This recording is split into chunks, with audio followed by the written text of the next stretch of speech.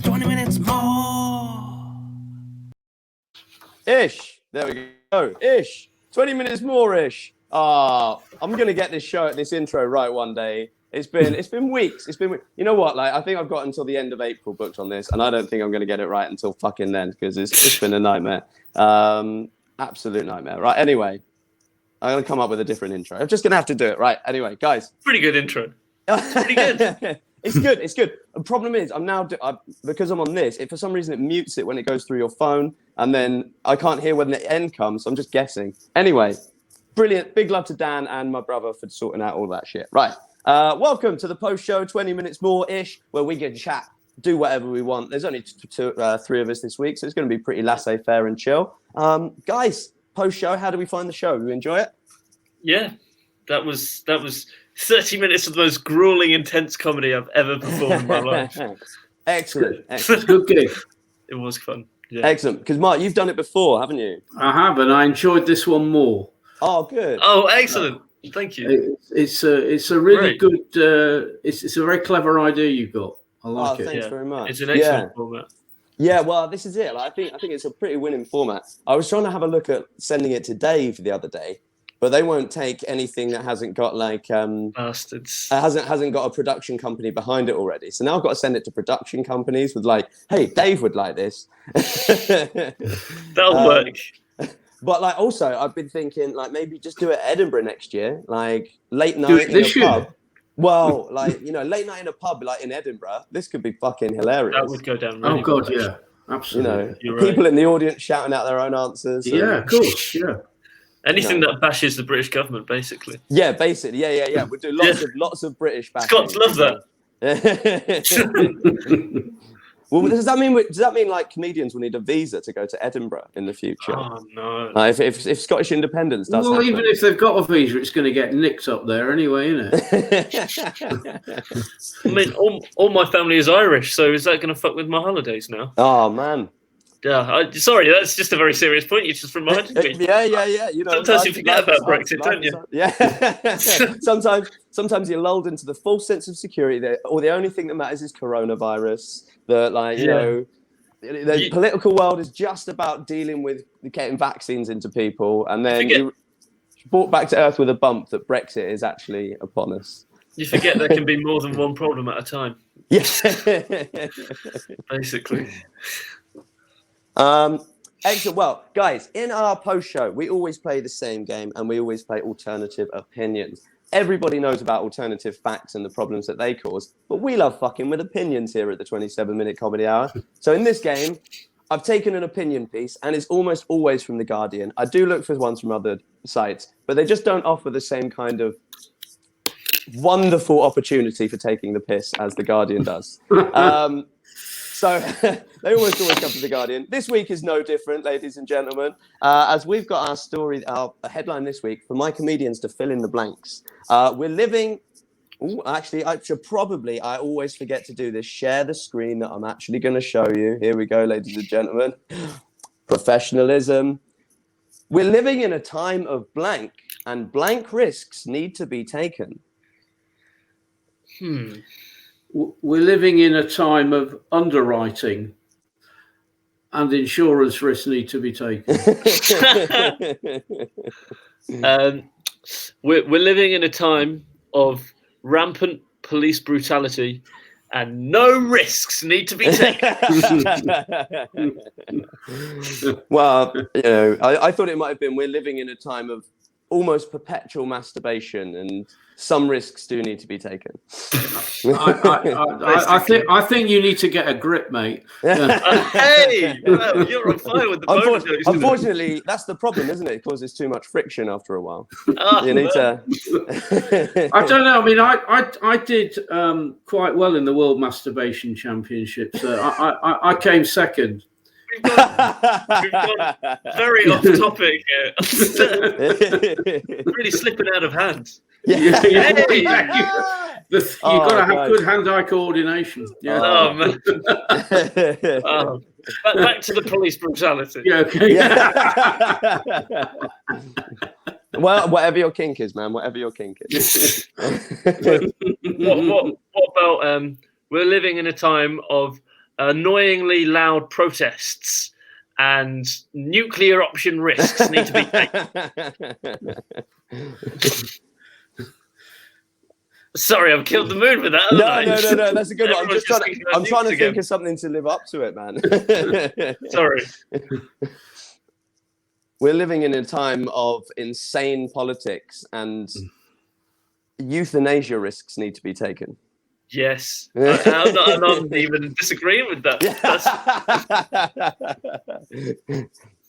Okay. Well, guys, this article comes from, and we just don't discuss it enough at the moment. But we're living in a time of high stakes, and scientific risks need to be taken. From climate change to coronavirus, we're living in a time where we need to take more and more scientific risks. Surely, don't we, guys? Isn't this the time for? But isn't high stakes a T-bone in the Shard restaurant? Oh man, restaurants! I forgot about those. They're nice too, aren't they? Well, yeah, it is. I've just moved into a new place, right? And I'm getting a terrible excitement from using different pans and plates. Like I put my food on someone else's plate the other day, and I got to the end of my plate and I was like, oh, it's white under here. It's normally like a terracotta, but this one's all white. This is exciting. So now I'm having a different type of spoon and a different type of fork with every meal, just so I can feel like I'm eating out. Yay! The epitome of first world problem. That's the most first worldy problem I've ever heard. Oh, I'm sure we could beat that. I'm sure we can. The pandemic has created all these small little wonders, haven't they? Yeah, you're certainly vaccine lyrical. Yeah. Yeah. Oh man, vaccines. So Max, what do you reckon? You were nodding vigorously. We need to take more scientific risks. Absolutely. I mean, that's the biggest problem. It is like talking about vaccines. Like people have politicized vaccines, which is politicizing everything that it would really help if we didn't politicize. Like, if the ice caps are melting, let's not argue about it. That's probably the first thing that if the dinosaurs were debating for months about the meteorite, I'd believe it. Like I don't think that is going to wipe us out. Actually, so yeah, basically. I like the idea of all the dinosaurs getting together and just be like, look, guys, right? Like, this thing is like blocking out the sun. Like, do you think we should do anything about it? And like some of the dinosaurs are like, yo, stop the economy. Yeah. Thoughts and prayers will stop it. I'm going to pray to my dinosaur gods. That'll do the job. Dinosaur gods. Right. How impressive would dinosaur gods be? Like, think about like the Greek gods that we came up with. Like, how impressive would dinosaur gods be? That would be... Any type of animal god, like, do you reckon dogs? I bet a dog does believe in a god, and they just call it a nam.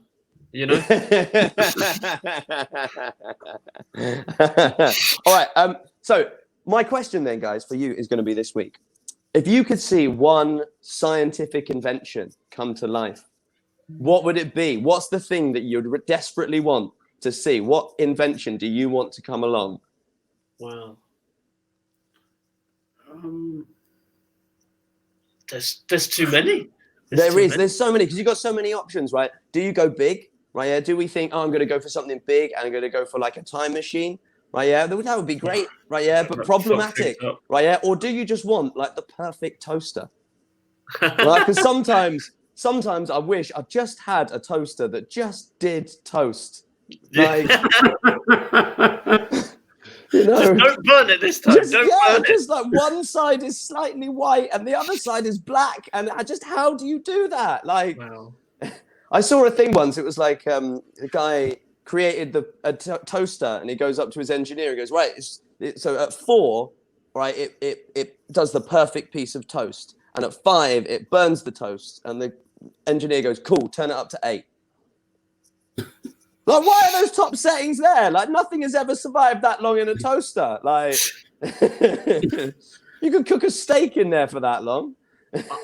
I tried to do, when you put the cheese on the toast but you don't have a toasty maker, so you just like have it on its side and you hope the cheese will melt through. Yeah, that I almost lost the kitchen. That was a bad idea. Man. But I don't know, the toaster idea, I think it's the best thing since sliced bread. Very good. Yes. Very good. Dorothy White is still with us, isn't she? She was the best thing since sliced bread before sliced bread even existed.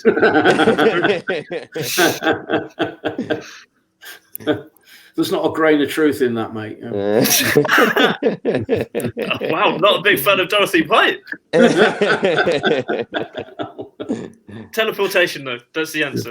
Oh, Definitely. yes. So that we don't have to worry about those bumpy roads we were talking about earlier anymore. Yeah, no, I think teleportation, that's a good shout, actually. That's a really good shout. I mean, there'll definitely be a few horrible, horrible accidents at first, but we just iron them out. Yeah, and that was another reference. Oh, Hey. we're in irons. Sorry, Well you have done. to watch this after you've watched the other show. Yeah. All of this is going to fall If you flat. haven't watched last week's Shemaine show, then this is confusing as shit. But if you haven't, go back. Why haven't you? Go back and fucking watch it. Yeah, What are you subscribe. doing? Subscribe, Sort your you shit out, loser. man. Sort your shit out, right? I've always desperately wanted to do a bit where I just like I go on stage and just try and tell like the most intelligent jokes I can, and then just belittle the audience for not knowing about it. And I just think that'd be just really funny, just to have someone just get up and just like do the more and more intelligent, like start off at like, you know, A-level English literature jokes, and then just keep cranking it up from there. Like until like you're just at like PhD level shit that like with one and you're just like, oh, you don't know about it. Oh God, fucking ignorant audiences nowadays, right? It's disgustingly stupid. I can't believe you don't know about Higgs boson. I just love the idea of just berating an audience for like 10 minutes. I think it would be good fun. The audience I think we should bring in, because for me, the important thing would be to bring in some kind of machine that could stop people being really depressed and unhappy. Because last week, I really was depressed and unhappy, and I was in a very bad place, Croydon. It would probably break down in Croydon. The week before I was in Telford. Oh, could you imagine if you really needed the machine and it had to like reboot and do updates? You're just like, come on! Like you're standing on the edge of the bridge, and it's just the last thing I need. Low battery. Now you've got to call up the engineer guys. Like, what seems to be the problem? It's like, oh, F4. Oh, F4. Oh man! Didn't they already invent a machine to cure depression in Futurama, the suicide booths? Yeah, that was in Children and Men too, and I genuinely thought like I can see a world where we will have that. Yeah. Well, To I bring hope the so, tone 'cause down. the other week I was really feeling bad. I rang up the Samaritans, and that didn't help because they kept me hanging. Oh, man, that's actually so good. I'm sorry for the Samaritans, though. That was bad PR. Yeah. Very good. Bad PR. Yeah, no, I'm always infinitely impressed by Mark's ability to just do that, because I tried to do a set of one-liners once. I did my own gigs in the park near here in Bedford last year, in the bit in between the lockdowns, and I was like, I'd written loads of new material for it, and I had all these little one-liner jokes that had never managed to quite make it into other sets, but I still liked. And so I did a set of one-liners, right? And I wrote it out, and it was about 5 minutes of one-liners. And I got on stage. And I did about 2 minutes of it, and then just went, I've forgotten where I was. I've lost it. Like I had like it was in 3 chunks, and I'd done about 3 jokes from each, even though I had about 10 jokes in each, and then just went, here's your next act, and just walked off stage. I'll tell you some of the ones that I remember. Yeah, do. Come on. Go for it. I went to, I bought a bomb the other day. It cost me an arm and a leg. I like it. It's all right though. I've gone and got a new arm and a leg. The prosthetics were really good, but that's cost me a bomb. Oh man. No, but seriously, I went to the supermarket the other day to buy some salmon. I had a look at the label and I couldn't see how much the salmon cost. So I had a look at the little label and it just had a picture of the Batman symbol. I thought, what's that got to do with the price of fish? Nice. No, but seriously, I went to DFS. The guy said he could give me a sofa with half off. I said that's just a chaise lounge. Very good as well. I like it. Yeah. It goes on. I can never remember them all, but there's some that still stand out. I tried to. They say a bird in the hand is worth two in the bush, but I tried to pay that nice lady from Pets at Home, and now I'm banned. You're right though. The more you rattle off one-liners, the more impressed by it. You have to have an encyclopedia back in there just to be able to rattle them off like that.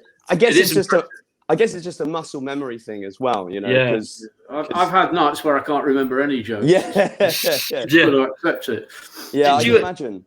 As fellow comedians, do you ever have this constant fear that one day you just kind of forget every joke you've written? Yes. It's just going to Yeah. disappear or something. Yes, but don't think Yeah. about it. It's not really. 'Cause it's not really- My fear is always that like the next set's not going to be funny, and the next thing I write is not going to be funny. That's always my fear, because like I write something and I go and perform it and I tweak it and get it right, and then it gets good, and then I've usually got something else that I want to work on, and I'm doing something else. Then like I'll only really do a bit of material for like a month or two, and then I'm doing the next bit, and always my concern is, I don't want to write that next bit yet because it won't be funny enough. It won't be funny enough. It won't be as funny as what I'm doing right now.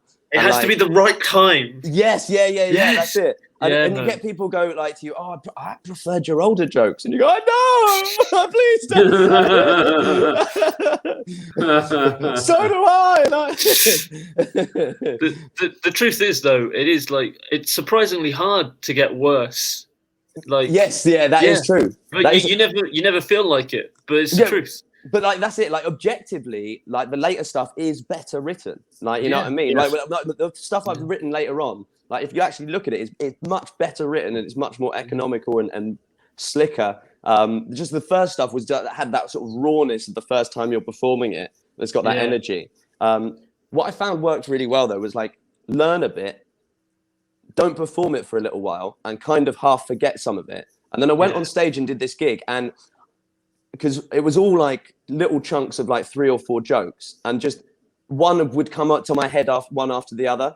And it looked like I was just saying all of this stuff on stage as if it was the first time I'd ever thought of it, but it wasn't. It was just, I was going, oh, that's the next bit. Cool. And I just went into that bit. So it had that real natural flow. Best gig I've ever done. Absolutely loved it. That's the best bit. You all know what it feels like when you're just in a flow. Yes. You know? Yeah. Exactly.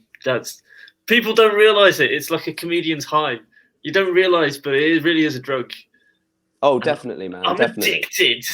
That's my best one-liner. Did you know smoking is bad for you? Yeah, my drug dealer just told me. I was like, no. I like that. That's my only one-liner, actually. They're all just long stories. Excellent, man. Excellent. That's it. Like each to their own. And that's the brilliant thing about comedy. Like It is. so much fun. Just even when you go out. I was talking with on this podcast about this the other day. Some comedians were saying like, well, when I go out to a gig, like I find it long. Like I want to sit there and like concentrate on what I'm going to do, and then I get up there and do it, and then I want to leave. And I was like, I go and I like, even if the next comedian's rubbish, I sit there just like, yeah, this is great, like laughing along, because they've put their effort into it and they've structured it in a way that I can appreciate. Like even if I don't necessarily find the topic funny, I can learn something from the way they've put the joke together. Yeah. And I think like that's what you've got to just constantly do to like constantly come up with new ways of doing it. Once you've performed yourself, it's like watching a movie after you've studied film. You're always analysing other comedians' bits, and that's fine. It helps you appreciate it more. Yeah, absolutely. That's what it's all about, man. That's what it's all about. Guys, we're just nerding out. This has been brilliant. I really, really loved it. Yeah, great night. Really loved it. It's really fantastic. Really fun. Thank you so much for joining me, guys. No worries. Thank you. I'd love to again. Absolutely. Guys, have you got any like websites and stuff that we can direct people to where they can go and follow you? Punchline podcast all over Twitter, Facebook, and at MR_punman on Twitter. That's me. Got Excellent. it. And me, you can just type in Max Ponsonby. Ponsonby is a tricky one, I'll admit. It's a PONSONBY, not the double E. PY. BY. Ponsonby is myself. as in the Ponsonbys of like GTA 5. Yeah, yes. Exactly that spelling. And you know the most annoying thing? All my life I thought I had the most niche, unique name. And that game comes out and everyone at school was like, mate, you're in GTA 5, you are. Like, no, they took it from me. They took it from me. I was the inspiration, motherfuckers. So that's how you spell it, at least. Go for the GTA 5 spelling. Can I leave you with one latest point? Please do, Mark. Just one more which I actually wrote today. Oh, Okay. yes. Brilliant. Yeah, I mean, I ordered the Kama Sutra from Amazon 6 weeks ago, still not arrived. I'm considering my position. That's good. That's good. Oh, and on that wonderful note, ladies and gentlemen, I'm gonna go to bed a very happy man tonight. Lucky you, because I won't be. I'm going to get high after this natural high. Have fun, guys. Thanks again for inviting me. God bless you. As always, guys, a massive, massive thanks to Dan Lyth, who's done all of our music, and to the wonderful Michael, who's put together all the artwork. Until next time, folks, adios. Adios. Take care. Be well. Stay safe. Toodle pip.